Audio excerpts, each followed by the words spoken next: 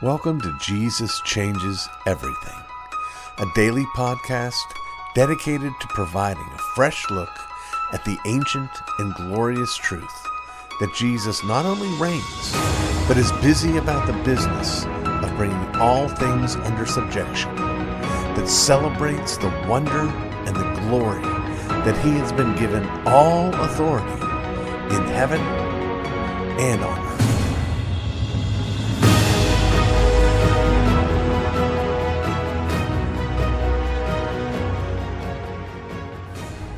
You know, you have been covering isms for some time when you choose for your ism on a particular day Panspermiaism. Panspermiaism, I'm guessing, is something that probably 98% of you have never heard of. Well, maybe a portion of those of you who've never heard of it have heard of the idea, but are just not familiar with the technical term that describes it. Well, let me define it for you. Panspermia is a belief, a scientific theory. I use the word scientific loosely here.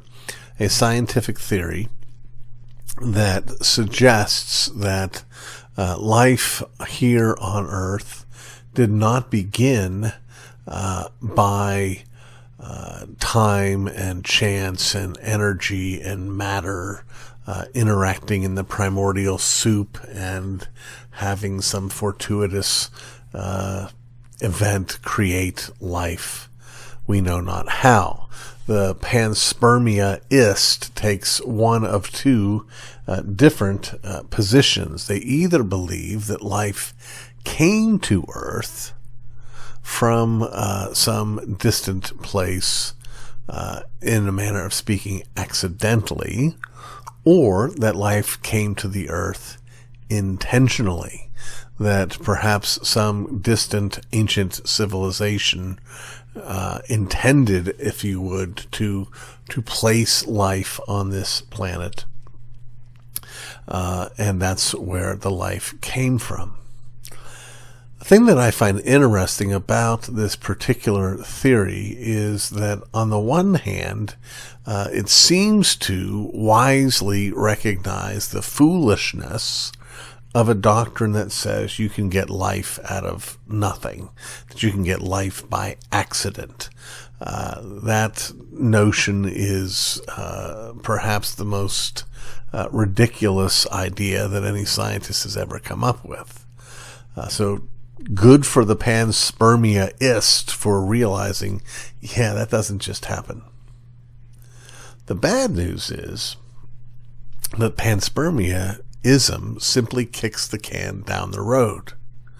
That is to say, anyone who can find the question of the origin of life satisfactorily answered by the notion that life forms came here from someplace else, either accidentally or intentionally, well, they've really missed the boat, haven't they? Because the question then seems rather obvious that we have to ask is, well, how did the life get where it was in the first place? The problem of life coming out of nothing here on Earth is not Earth. The problem is life coming out of nothing. And so you can try to obfuscate that difficulty or that hardship by remembering the size and scope of the whole of the universe. But that does nothing to undo the real obstacle. You can't get something from nothing wherever you are. You can't get life out of non-life wherever you are. You can't get more from less wherever you may be. So what's the appeal? Well, the appeal is it basically takes off the table, well, how do we explain life? Because it says, well, wherever it happened is too far away for us to really know. We can't really study it. It excuses or obscures the reality. This is why I said I use the word scientifically loosely. It obscures the reality that it can't be something that can't be replicated. Science is supposed to be able to deal in truths that can be demonstrated by replicating the circumstances and bringing the same ends to pass. It's pseudoscience. It's desperation. It is incoherent and absolutely irrational. It is still something from nothing. And as I said, the problem with something from nothing is not something from nothing here. It's something from nothing anywhere. So, that said, why is it so popular? And in fact, it is. It has really found a genuine foothold in science fiction, particularly in the movies, where all sorts of stories are built upon this kind of idea. Well, again, I think the appeal is it obscures the holes in the story that are left when you take God out of the story. But it only obscures the holes. It doesn't fill them. So don't buy into it.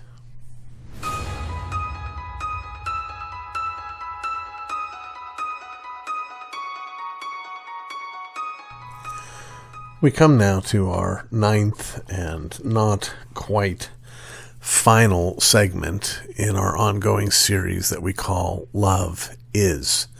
And what we've been doing in this series is trying to take some time to unpack 1 Corinthians 13, which is known as the love chapter, both among believers and even those outside the kingdom.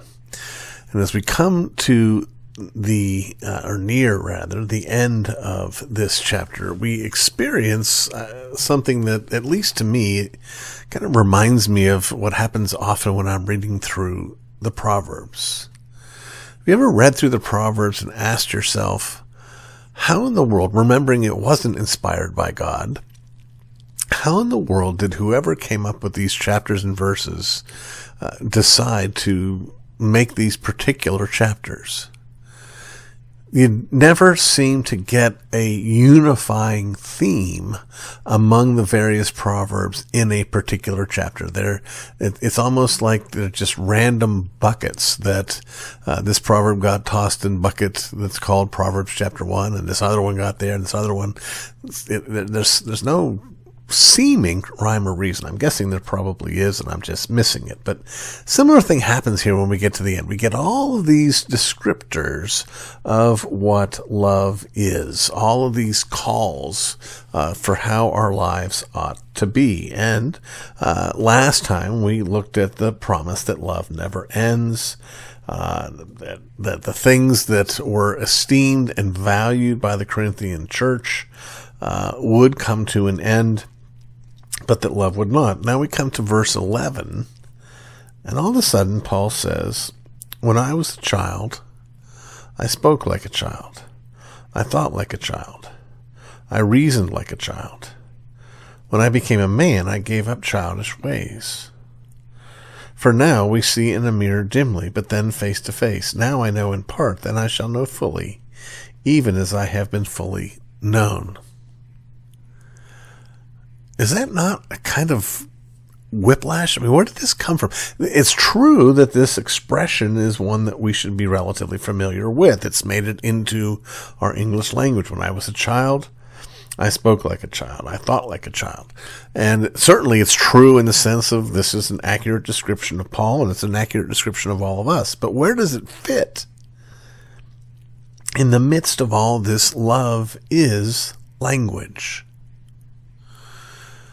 Well, I think at the end of the day, what we have to say is that Paul is reminding us as readers not to take all that he has been saying and remove it from its context. That is, he's coming back to the reality that he's calling a specific group of people to practice love within their community. He's telling the Corinthians to grow up. That your sloppy, feel-good, love means never having to say you're sorry, relationships are profoundly childish. And it's time to mature. It's time to move on. It's time for your understanding of love to get beyond mere positive feelings towards the object of your love. I want to mature, Paul is saying. I've been maturing, Paul is saying, and you need to mature as well. This is sort of kin to, you're on milk when you should be eating meat. It's time for you to grow up. Then he goes on and says, for now we see in a mirror dimly, but then face to face. Well, there's an already and a not yet thing going on here, isn't it? He points them towards the end of all things when we will see him. And when we see him, we will be like him. We will come into the fullness of what we're to be. You know, I've often said that one of the most shocking and hard to fathom realities about heaven is that we will each of us still be each of us, yet without sin. I have a very hard time imagining me sinless. If I remove that which is sinful in me, there's nothing much left. So how can I be me and have no sin? Well, I will be transformed. The process, the progress that we make in our walk is finished when we see him face to face and we're made into his image. But between here and there, between now and then, our calling is to pursue that. Our calling is to grow into what we are becoming. I often like to put it this way. While Jesus is busy in heaven, preparing a place for us, he's also busy on earth, preparing us for that place. And we're called to cooperate with him. We're called to labor to pursue this love that will fill us at that time. You understand, it's not just when you're made like him. It's not just that you will be infinitely lovable. It's not just that you will be pure. But when we will be made like him, we will love like him. Lord, hasten that day.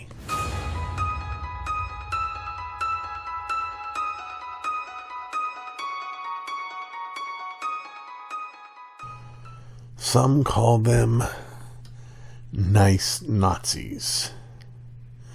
These are those stormtroopers, some professing Christians, some not, who can be counted on to race to the aid of the accused.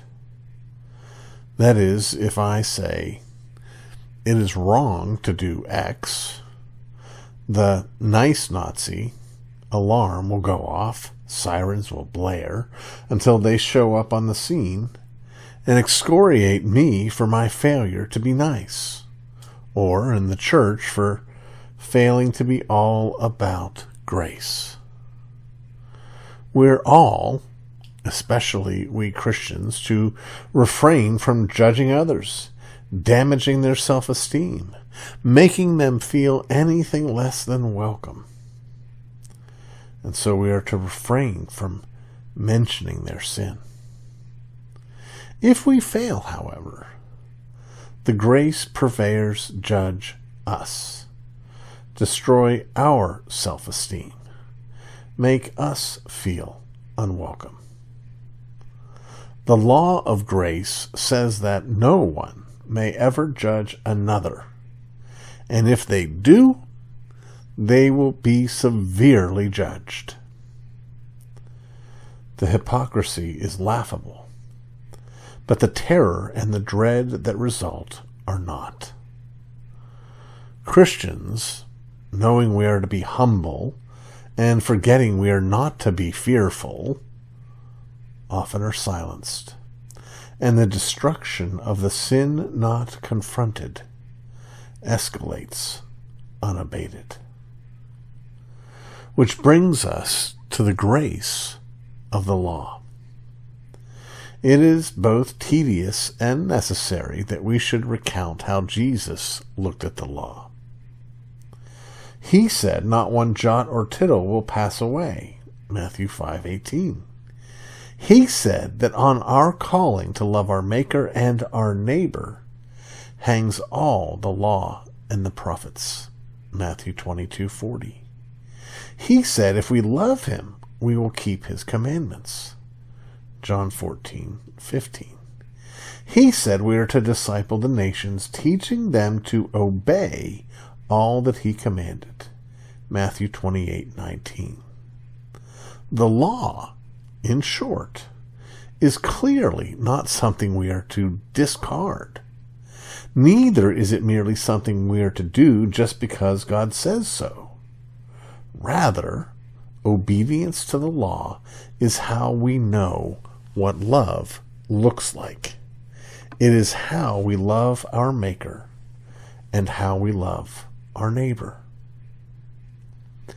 Consider the Christian man intent on leaving his wife for another. It is not grace, but hatred which does not confront him in his sin. It is love and law that says to him, "Brother, you must not do this, for you will be living in adultery," Luke 16:18. "And those who practice adultery will go to hell," Galatians 5:21. In turn, it is not grace but hatred that simply lets him go, leaving children without a father and a wife without her husband. This kind of, quote, grace explodes bombs in people's homes. Law, on the other hand, is gracious in that it protects the weak and the helpless.